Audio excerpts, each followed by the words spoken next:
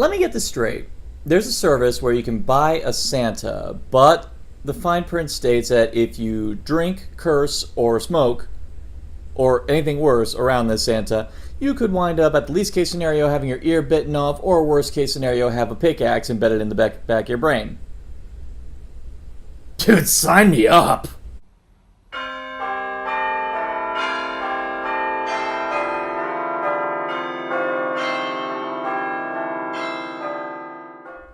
Rare Exports. Well, that's a very apt title in more ways than one, because this film truly is a rare export from a rare country that you don't really see too many films from, Finland. And this film is truly a unique one in its own regard. It is a Christmas horror tale.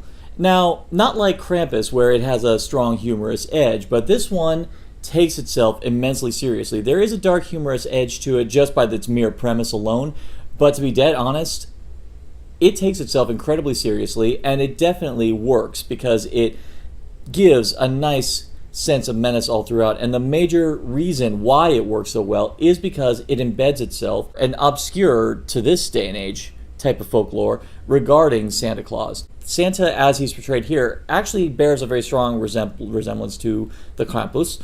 And it leads me to ponder, I wonder if there was maybe a progression, because it's a well-known fact that Krampus actually preceded the legend of Santa Claus. So, in all likelihood, that may be the case, and that it may just been an evolution all throughout. What started as a cautionary tale about kids being naughty, maybe inevitably turned into something a lot more pleasant and a lot more palatable, with that same edge of being nice and avoid the naughtiness.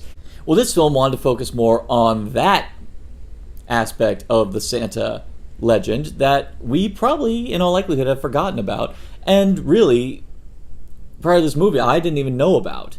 So it was great to see this film embed itself so deeply in that concept, and what was really kind of wonderful to see how our sensibilities relating to Santa clash with the potential reality of what would happen if we did run into this Santa from times of old. For a film made on such a modest budget, it has an incredible sense of atmosphere. Cinematography is wonderful, and definitely I gotta give shout outs to the young actor who plays the main child, Pietari, and the fact that he has this wonderful sense of childlike innocence to him, but there's also this sense of unflinching bravery to him. I gotta say, I love that the way this kid took charge and resolved the situation in a very resourceful manner.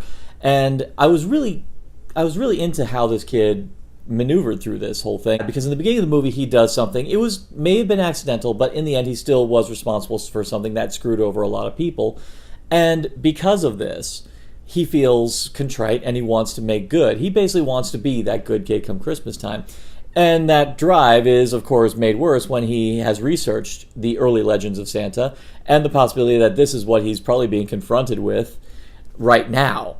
And it's a really good, strong character to carry the audience through. And there is some compelling elements regarding his relationship with his father, and how his father himself is a bit distant because of the relationship with the son. I'm not going to give it too much away, but basically they have something of a tenuous relationship. He loves his son, but he also has a mild sense of resentment. And there's some hints. They don't hammer it over your head as to their history, but you get some subtle vibes. You can definitely understand why his father may have a kind of a distant attitude towards his son. But it's a nice edge which made this film so much more interesting beyond just being a Christmas horror film. Now, that being said, it is a bona fide Christmas horror film. If you're looking for a Christmas film that's going to charge you with the Christmas spirit, that encourages you to want to embrace your fellow man, love everyone, and give, this may not be that movie. The film has a bit of a cynical attitude towards Christmas.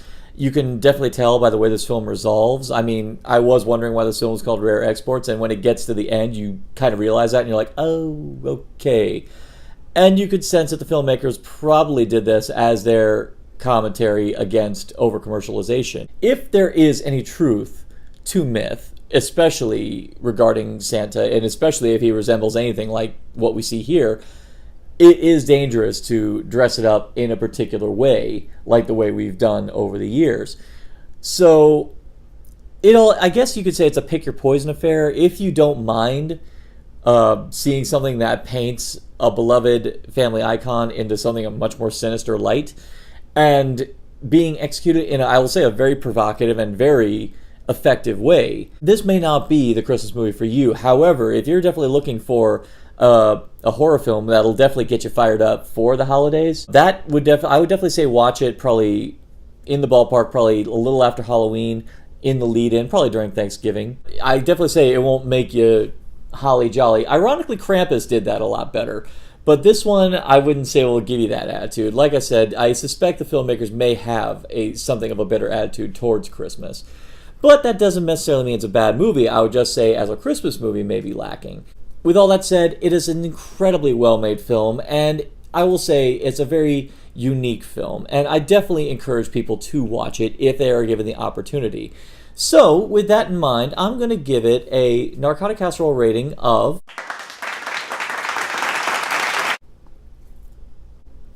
Do you agree? Do you disagree? Do you think this film actually gives you a much more charged feeling of the spirit of Christmas? Or do you feel that this film might put you off it a bit more? Leave it in the comments below and definitely check it out. You can find it on iTunes. I do even believe it has a Blu-ray release, but definitely, I do urge you to check it out regardless. I hope you enjoyed these Christmas reviews. I will definitely do a lot more for next year.